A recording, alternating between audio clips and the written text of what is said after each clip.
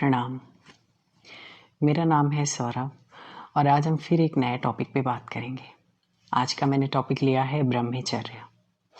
एक व्यूअर्स थे जिन्होंने मुझसे कमेंट बॉक्स पे इस टॉपिक पे बोलने के लिए बात किया था, तो मैंने सोचा क्यों ना मुझे बोलना चाहिए इस टॉपिक पे।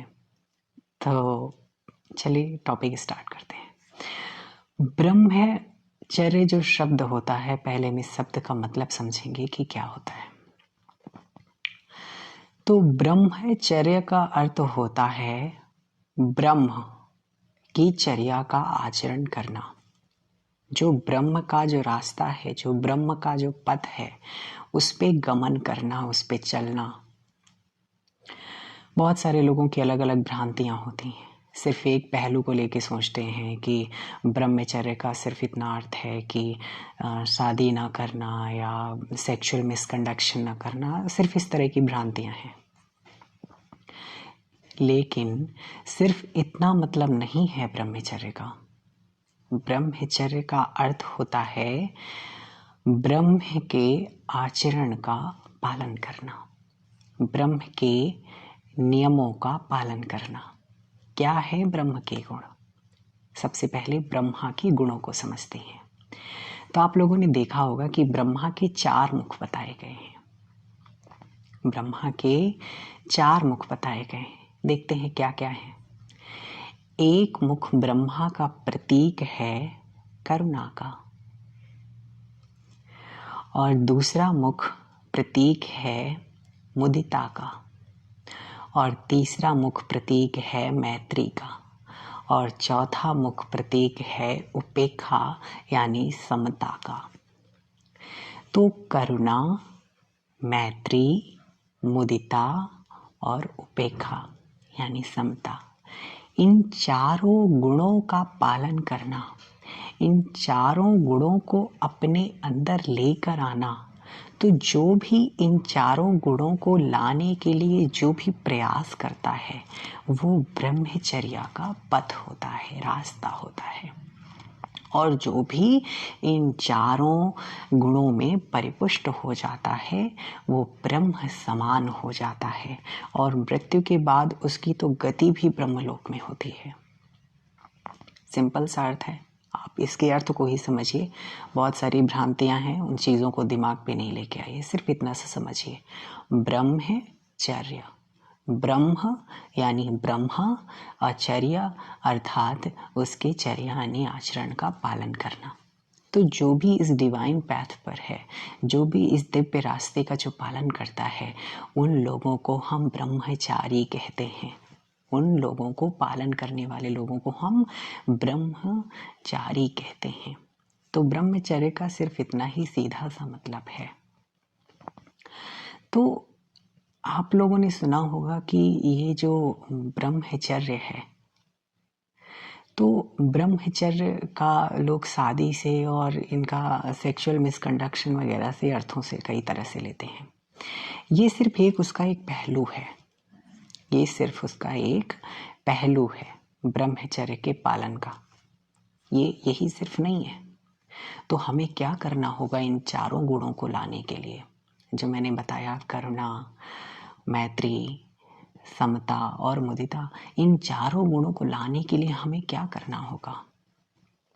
तो भगवान बुद्ध ने सबसे पहले ही बताया कि किसी भी धर्म के पालन के लिए, किसी भी धर्म के आचरण के लिए सबसे पहले व्यक्ति को शील सदाचार का जीवन जीना होता है।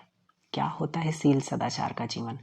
मैंने बताया था पंचशील, मैंने पीछे की कई वीडियोस में बताया है पंचशीलों के बारे में।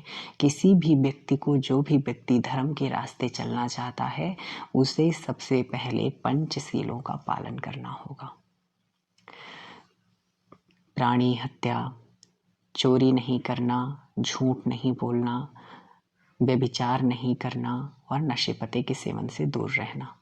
तो ये जो व्यभिचार है, ये सेक्सुअल मिसकंडक्शन है। किसी भी पराये स्त्री पुरुष के साथ शारीरिक संबंध नहीं होने चाहिए, और अगर शादीशुदा नहीं है तो किसी के साथ भी नहीं होने चाहिए।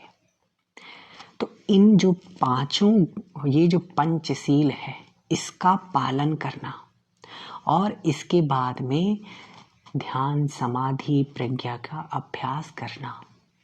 ये जो पूरा रास्ता है, सील, समाधि, प्रज्ञा, ये हमें ब्रह्म बनाता है, ब्रह्म के आचरण का पालन करना सिखाता है, ब्रह्म के रास्ते लेके जाता है।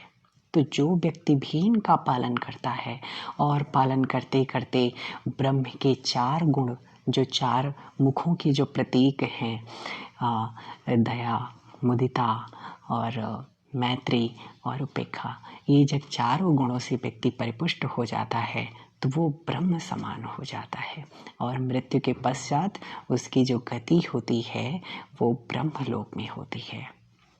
तो ये जो पूरा रास्ता है ये ब्रह्म के आचरण का है।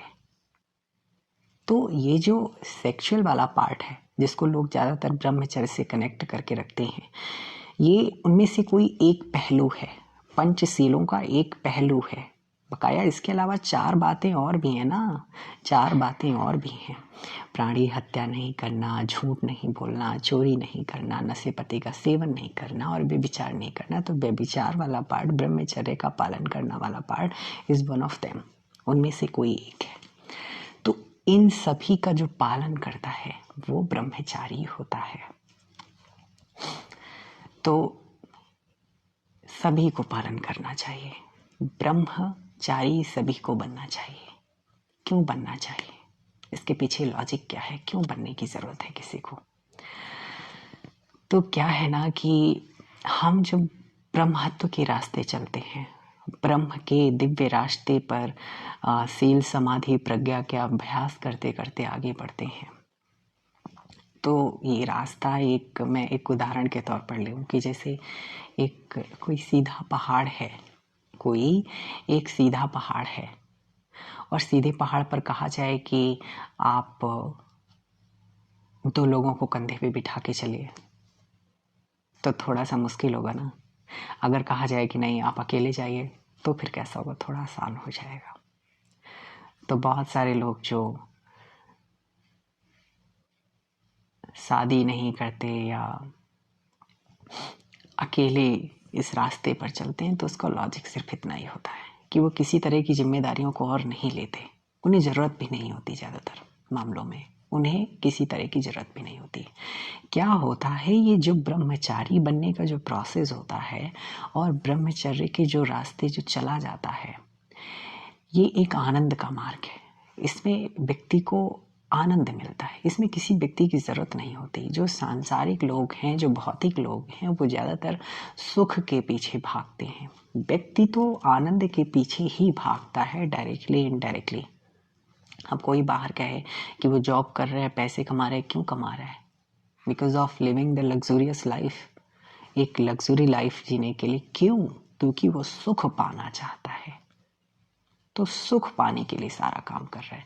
ब्रह्मचारी भी सुख पाने के लिए काम कर रहा है और वो जो व्यक्ति है, जो सांसारिक व्यक्ति है, वो भी सुख पाने का ही काम कर रहा है। दोनों व्यक्ति सुख पाने का काम कर रहे हैं, लेकिन इधर का जो सुख ऐसा है, अगर उससे वो चीज़ें छीन ली जाएं, यानी वो जिस व्यक्ति पर आश्रित है या उसका जो पैसा है, जो धन है, वो अगर छीन लिया जाए तो व्यक्ति गहरे दुख में चला जाएगा। लेकिन इस व्यक्ति का क्या छीनेंगे आप? ये जो अकेला जा रहा था, इस व्यक्ति का क्या छीनेंगे? क्योंकि इसने जो सुख का जो रास्ता बनाया है, ये अपने अंदर बनाया हुआ है। वो जो सुख प्राप्त हो रहा है उस व्यक्ति को, भले उसके पास बाहर से कुछ नहीं है, लेकिन उसे जो सुख प्राप्त हो रहा है वो अंदर का सुख है, वो छीना नहीं जा सकता। वो आनंद है, वो छीना नहीं जा सकता है। तो सिंपल सा इस बात का अर्थ समझ लीजिए कि ब्रह्मचारी का होना, जो भी इस मार्ग पर है, सील, समाधि, प्रज्ञा के मार्ग पर है, वो ब्रह्मचारी है। जो पालन कर रहा है वो ब्रह्मचर्य का पालन कर रहा है। ब्रह्मचर्य के अंतर्गत ये तीनों बातें आती हैं, सील, समाधि और प्रज्ञा, इन तीनों का पालन। क्योंकि ये जो पूरा रास्ता है ब्रह्मत्व का रास्ता है, ब्रह्म को पाने का रास्ता है, ब्रह्म बनने का रास्ता है। और इसके बाद अरहंत बनने का भी रास्ता है, लेकिन जो प्राथमिक जो स्टेज है, ब्रह्म अरहंत की तो बात की और ऊपर की स्टेज है, लेकिन सबसे पहला जो प्राथमिक स्टेज है वो तो ब्रह्म का ही है ना। तो ये तीनों पे चलना इज अ ब्रह्मचर्य का पालन करना है। ये क्यों पालन करना चाहिए? अपने हित सुख के लिए, अपने आनंद सुख के लिए। कोई व्यक्ति पैसे कमा करके सुख प्राप्त करने की कोशिश में लगा हुआ है और कोई व्यक्ति सील समाधि प्रज्ञा का अभ्यास करके आनंद के सुख में लगा हुआ है। बात दोनों की इक्वल है, वो भी वही काम कर रहे हैं और ये भी वही काम कर रहा है, लेकिन जो इधर का जो सुख है वो बहुत ही क्षणिक है, वो उसका कोई पता नहीं है, वो कब ना छिन जाए आपसे, और जैसे ही छिनेगा आप गहरे दुख में चले जाएंगे। लेकिन ये जो व्यक्ति का जो सुख है वो छीना नहीं जा सकता, और छिन भी जाएगा तो उसे किसी तरह का कष्ट नहीं होगा, क्योंकि वो जानता है, सच्चाई को जानता है, तो वो दुख में नहीं जाएगा, गहरे दुख में नहीं जाएगा, वो अकेला अपने आप में खुश है, बड़े सादे जीवन में खुश है। तो ये पूरा ब्रह्मचारी है। तो हम सभी को ब्रह्मचारी का जीवन जीना चाहिए। शादीशुदा होते हुए भी ब्रह्मचारी का जीवन जिया जा सकता है। आप जो है सील का अभ्यास करके, सीलों का पालन करके, समाधि और प्रज्ञा का अभ्यास करके कोई भी ब्रह्मचारी बन सकता है। एक शादीशुदा व्यक्ति भी ब्रह्मचारी बन सकता। ब्रह्मचारी का मतलब ही होता है जो अपने आप में आनंदित हो, अपने आप में खुश हो और ब्रह्म के रास्ते पर चल रहा हो, सील समाधि प्रज्ञा के अभ्यास पर चल रहा हो, अपने आप को निर्मल बनाने के काम में लगा हुआ है, वो व्यक्ति ब्रह्मचारी है। मंगल हो। आई होप आपको ये वीडियो अच्छी लगी होगी और काफ़ी कुछ क्लियर हो गया होगा। मंगल हो, सभी का कल्याण हो।